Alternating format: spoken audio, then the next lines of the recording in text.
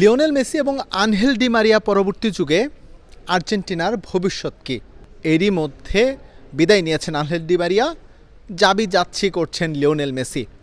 তাদের ছাড়া আলবি সেলেস্তেদের ভবিষ্যৎ কত দূর, অর্থাৎ এর পরের যে বিশ্বকাপটা রয়েছে 2028 বিশ্বকাপ, সেই 2028 বিশ্বকাপে এই আর্জেন্টিনা কেমন করতে পারে বা টিমের যেই নতুন ইনক্লুশন যারা হতে পারে তারা হচ্ছে আসলে কতটা যোগ্য আর্জেন্টিনা টিমে খেলার জন্য, তার একটা ড্রেস রিহার্সেল বলা যেতে পারে এবারের প্যারিস অলিম্পিকে হয়ে যাচ্ছে।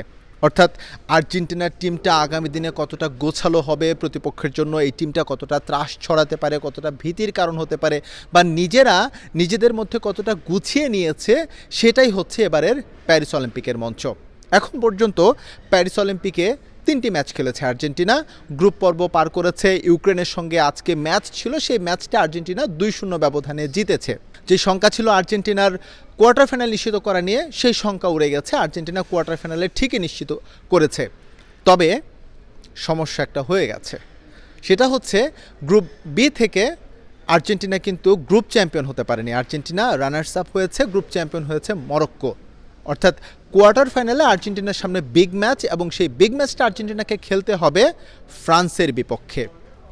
এই দল ফ্রান্সের বিপক্ষে লড়াই করার জন্য কতটা প্রস্তুত, কতটা মুনশিয়ানা তারা এখন পর্যন্ত 3 ম্যাচে দেখিয়েছে, সেটা নিয়ে হচ্ছে আজকে আলোচনা করব। তার আগে জানিয়ে দিতে চাই আজকের ম্যাচ, স্পেসিফিকলি ইউক্রেনের বিপক্ষে আর্জেন্টিনার ম্যাচ নিয়ে এবং টিম কন্ডিশনটা হচ্ছে আসলে কেমন।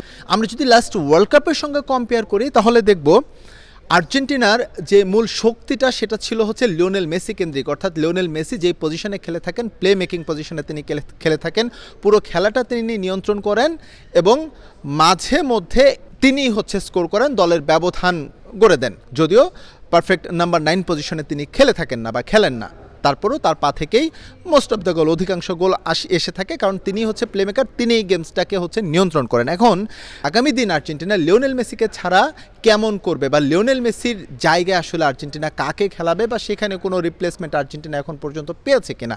তার আগে বলে রাখা ভালো যে অনেকেই হয়তো ভাবছেন যে লিওনেল মেসিকে হয়তো বা ইউনাইটেড স্টেটস যে বিশ্বকাপ রয়েছে 2028 সেখানে দেখা যাবে, তবে সেই সম্ভাবনা একেবারেই ক্ষীণ। সেটা নিয়ে হচ্ছে আসলে খুব বেশি স্বপ্ন দেখার বা প্রত্যাশা রাখার কোনো সুযোগ নেই আর্জেন্টাইন ভক্তদের, কারণ এইজ অনেক বড় একটা ফ্যাক্ট। এবার হচ্ছে আবারও মূল আলোচনায় যদি ফিরি, সেটা হচ্ছে লিওনেল মেসির পজিশন আসলে কে খেলবেন, কে খেলছেন, এবারের প্যারিস অলিম্পিকে হচ্ছে আসলে সেই জায়গাটায় কে খেলেছেন। সত্যিকার অর্থে যদি বলি, এখন পর্যন্ত লিওনেল মেসির পজিশনে এই প্যারিস অলিম্পিকে যে 3টি ম্যাচ হয়েছে, এই প্লে মেকিং পজিশনে হচ্ছে আর্জেন্টিনার বড় একটা ঘাটতি রয়ে গেছে।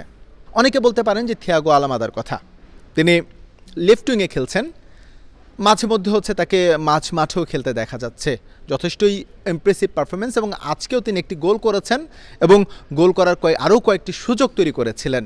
তার কথা আলাদা করে বলা যেতেই পারে।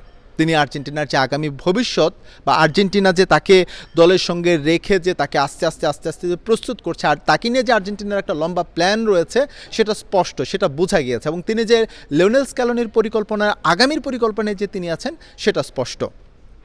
তবে থিয়াগো আলমাদাকে যদি হচ্ছে লিওনেল মেসির পজিশনে ভাবা হয় আগামী দিনের জন্য, তাহলে লেফট উইংয়ে কে খেলবেন, যে জায়গাটায় আনহেল ডি মারিয়া দীর্ঘদিন আর্জেন্টিনাকে সার্ভ করেছেন, তাহলে তো সেই পজিশনটা শূন্য হয়ে যায়।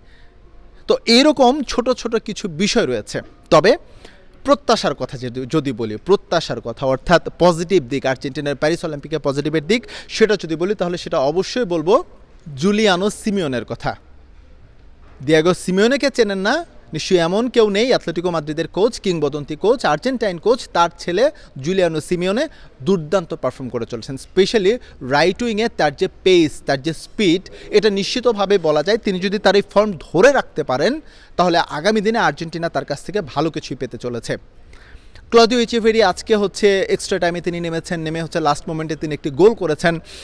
ক্লিয়ার ফিনিশিং ছিল, যদিও গোলটা বলা যেতে পারে লাকিলি তিনি গোলটা পেয়েছেন। তবে ক্লদিও ইচিভেরিকে নিয়েও হচ্ছে একটা পজিটিভ আলোচনা আছে, একটা প্রত্যাশা আছে যে আগামী দিন হয়তো আর্জেন্টিনাকে তিনি সার্ভ করবেন। তবে এই ফুটবলারগুলো যারা হচ্ছে অলিম্পিক দলে খেলছে, তাদের কিন্তু পরিণত হওয়ার যথেষ্ট যথেষ্ট সময় দিতে হবে পরিণত হওয়ার জন্য। কারণ আর্জেন্টিনাকে লাস্ট ওয়ার্ল্ড কাপে আমরা যেভাবে একটা কম্প্যাক্ট একটা টিম দেখেছি, যেভাবে দল হয়ে তারা খেলেছে, যে ক্লিয়ার চান্সগুলো তারা ক্রিয়েট করেছে বা প্রতিপক্ষকে বুঝতে দেয়নি যে আর্জেন্টিনা আসলে কী করতে চাচ্ছে, সেটার কিন্তু যথেষ্ট মিসিং এই দলটার মধ্যে রয়েছে। এবং সেটা থাকতেই পারে, কারণ এই যেই ছোট ছোট ফুটবলারগুলো খেলছে তারা হচ্ছে আসলে খুব বেশি একটা বড় ক্লাবে খেলার সুযোগ হয়নি এখনও। বোকা জুনিয়র্স বা হচ্ছে আর্জেন্টিনার এইজ লেভেল বা রিভার প্লেটের কিছু ফুটবলার রয়েছে, তারা যখন ইউরোপিয়ান ফুটবলে আসবে বা আরও বড় বড় ক্লাবে গিয়ে খেলবে, তখন হচ্ছে তারা আসলে অভিজ্ঞতাটা অর্জন করবে এবং একই সঙ্গে জাতীয় দলের জন্য তারা প্রস্তুত হবে। সুতরাং এই জায়গাগুলো নিয়ে প্রত্যাশা রাখাই যায়। এখন বলি হচ্ছে ইউক্রেন ম্যাচের কথা। ইউক্রেন ম্যাচটা হচ্ছে আর্জেন্টিনা আসলে কেমন খেলেছে। অলিম্পিকে মরক্কোর কাছে বাজেভাবে হারার পর আর্জেন্টিনা হচ্ছে আসলে একটু ব্যাকফুটে চলে গিয়েছিল, তবে এই টিমটা সেখান থেকে দুর্দান্তভাবে ঘুরে দাঁড়িয়েছে, ইরাককে হারিয়েছে এবং লাস্ট ম্যাচে হচ্ছে ইউক্রেনকে হারিয়ে কোয়ার্টার ফাইনাল নিশ্চিত করেছে। ইউক্রেন কিন্তু আর্জেন্টিনাকে যে আজ ছেড়ে কথা বলেছে সেটা কিন্তু একেবারে বলা যাবে না। অর্থাৎ আর্জেন্টিনার চোখে চোখ রেখে লড়াই করেছে ইউক্রেন, এবং ইউক্রেনেরও কিন্তু সম্ভাবনা ছিল এখান থেকে শীর্ষ ৮ নিশ্চিত করা। কারণ এই ম্যাচের আগে 4টা দলেরই হচ্ছে সমান পজিশন ছিল, সেখান থেকে আর্জেন্টিনা থ্রু করলো, অপরদিকে হচ্ছে ইরাককে উড়িয়ে দিয়ে থ্রু করেছে মরক্কো। ইউক্রেন আর্জেন্টিনা ম্যাচটা ছিল একেবারেই 50-50। বল পজিশনের কথা যদি বলি, বল পজিশন দু দলেরই 50-50 করেছিল। অন টার্গেটে যদি শট নেওয়ার কথা বলে থাকি, অন টার্গেটে আর্জেন্টিনা শট নিতে পেরেছে 5টা, ইউক্রেন সম্ভবত শট নিয়েছে সেখানে 3টা। আর্জেন্টিনা 2টো স্কোর করতে পেরেছে, ইউক্রেন স্কোর করতে পারেনি।